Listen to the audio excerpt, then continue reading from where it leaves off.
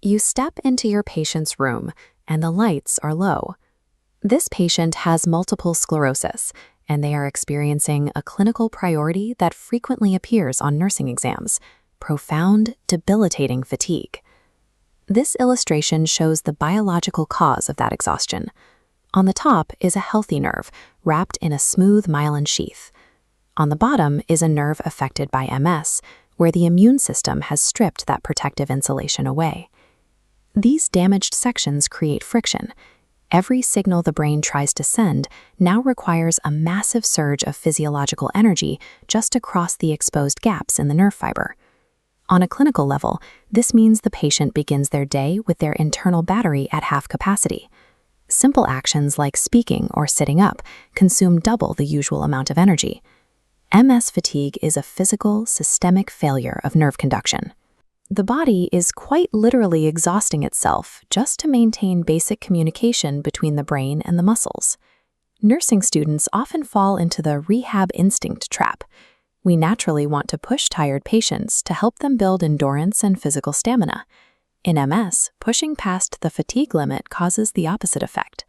The internal battery zeroes out, causing a full exacerbation. Temperature is also critical.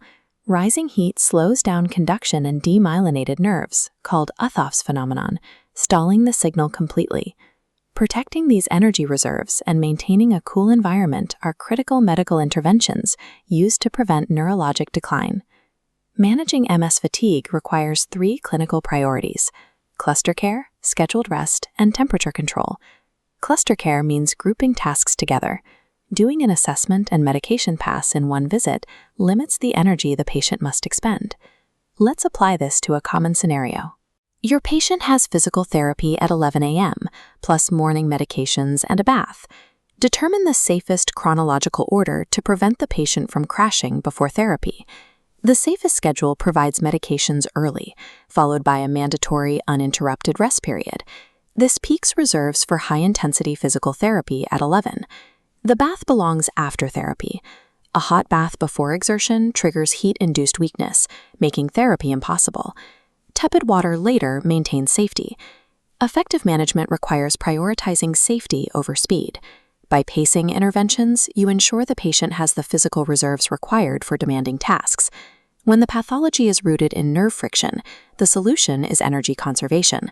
Lock in this triad for your exam: cluster care, scheduled rest, and cool environments.